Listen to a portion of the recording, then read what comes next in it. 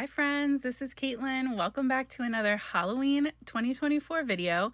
I made these really cute friendship bracelets for Halloween with my daughters, and they inspired me to pull out the Best Friend Vibes die and stamp sets from Concord and Ninth. If you've seen my other video with this set, Halloween was the first thing I thought of when I bought it, but I wasn't exactly sure what I was going to do. So when I made these bracelets, it all clicked and I knew that I wanted that specific vibe for my card.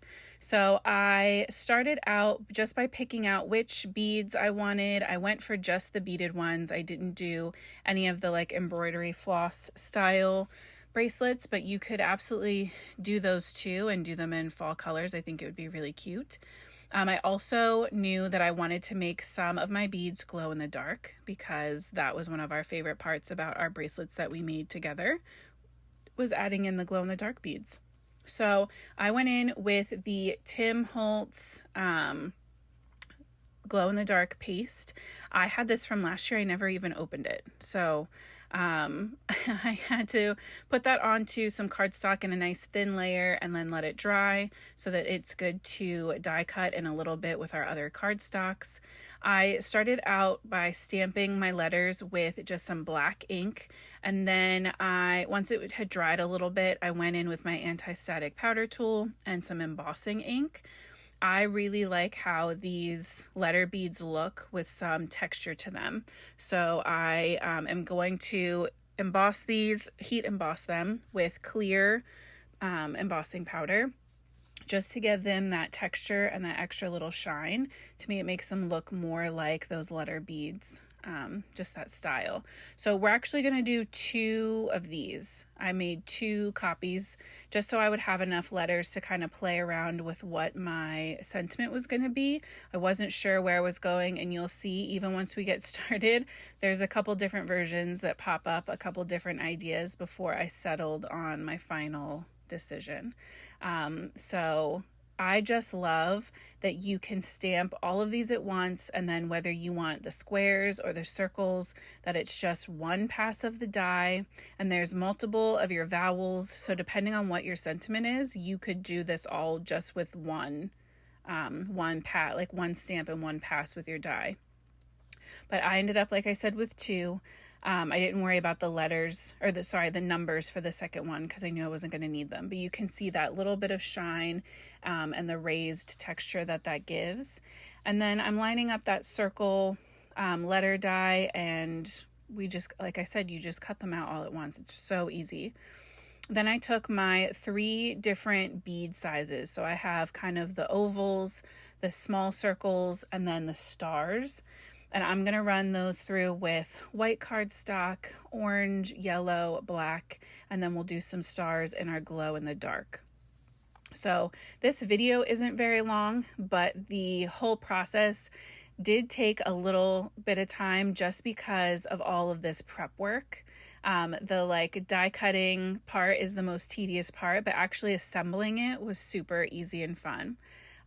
So I also want to take a second while I'm just die cutting away over here, to let you guys know that I did, after a little over 3 years, hit my goal of getting monetized on YouTube. So I just want to say thank you to everyone who has been watching my videos, who has followed me and supported me and left lovely comments of encouragement and all of that. I appreciate you so much. And if you're newer and you're just finding this video, welcome to the card fam. I appreciate you so much. And yeah, hopefully even bigger and better things to come over on this channel. These little star trays that I'm using are my absolute favorite. They are from Twiddler's Nook. Amanda has an Etsy page that I will link. She has all different shapes of these. They're like a 3D printed tray, and I love them. You can see I have partnered with her on other things showcasing her shaker bits, but the trays I've just gotten on my own because I love them. So for the cardstock on our actual card, I'm working with some construction ink from Pink and Main.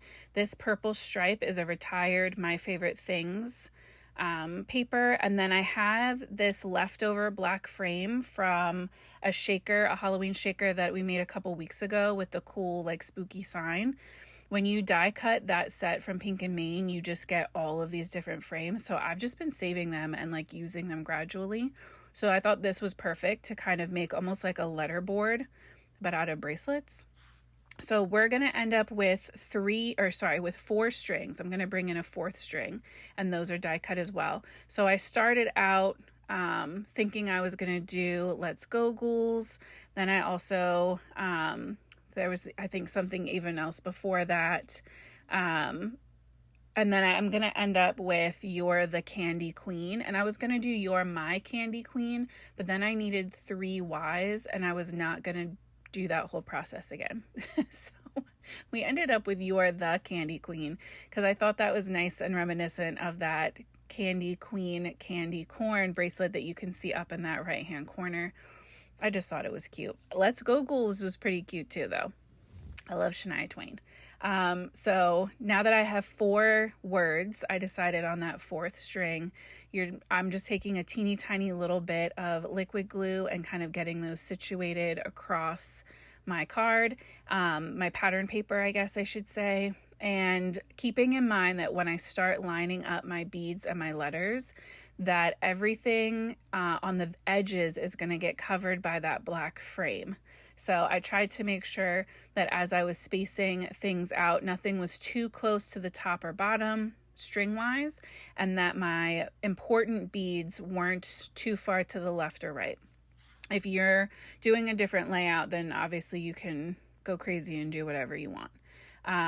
I've also seen, I think it was Jennifer McGuire did a really cool, and I think I've seen Kathy Zilski too use this set, where they did like a beaded one and then an embroidered one and a beaded one and an embroidered one, like alternating, and that was really cute too.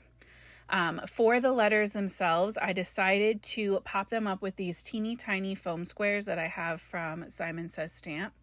I just like when the letters stand out and pop out a little more, and I wanted like a special charm. So I was going to do the candy corn from my Lawn Fawn called Build a Cauldron set, and I can't find the dies. I'm so scared. I think I threw them out.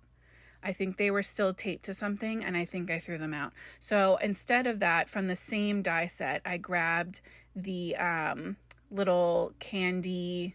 It's just little candy, like a twisted hard candy from that Lawn Fawn set, and I die cut the base part with black and then the swirl with orange. And we're going to use that as our like special charm next to the to make up for that extra space on that line. But now I'm really sad because I don't know if I'm the kind of person where I might consider buying a second set, or even if like down the road someone has like a resale set, I might get it just so that I have those candy corn, because they were the best part, in my opinion, of the accessories that go with that cauldron.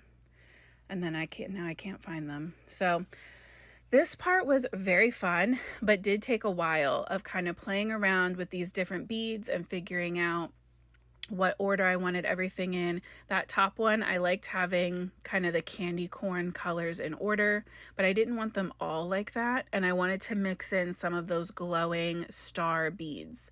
So the stars that look white are going to glow, and I'll show you at the end how they glow because they're so fun. That paste glows so bright. So I'm just kind of playing back and forth, making sure that I like how everything's going as it like compares to the other ones. I didn't want anything too heavy in any one color. And again, keeping in mind that those ones on the edges are going to get covered up completely anyway. So once I felt good about it, the regular beads I'm going to put down with the liquid glue, and just kind of work my way from left to right and then top to bottom. This is just so much fun. I want to make like 10 more of these. And I think adding the different charms would be fun too if you have other die sets that have those like little accessories in them, like a little pumpkin, or even if it was like a Christmas card and just swapping out the colors, but like a tiny little die cut tree or present or something would just be so cute, because charm bracelets are making like a huge comeback too right now. So I love the idea of not only the friendship bracelets, but the charms. We did charm bracelets at my daughter's 10th birthday this summer, and the girls absolutely loved it. So yeah, just super fun. Like I said, the bulk of the work in this card was die cutting and gluing. Like everything else was super easy and super fast. So I'm going to add my frame to that with some red line tape, not because I needed it to be super strong, but because it is the thinnest double-sided tape that I have, and it's the perfect size for these frames. So I'm going to go all the way around with that and then peel off the backing.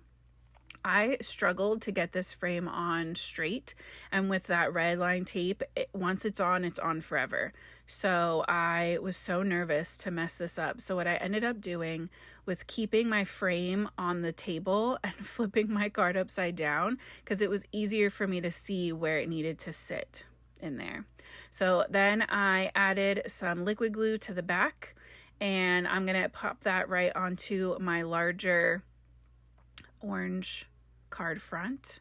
And then I wanted to bring in some shine, so I added a little bit of this touch of gloss from Pink and Main to all of the regular beads and that charm, so they have just that little bit of shine extra to them. And I will pop in a clip of those stars glowing as well. And then you can see our entire bracelet collection with our card. So thank you so much for coming to hang out. I will have another calming, coloring Halloween video coming later this week, and I will see you back here soon. And until then, happy crafting.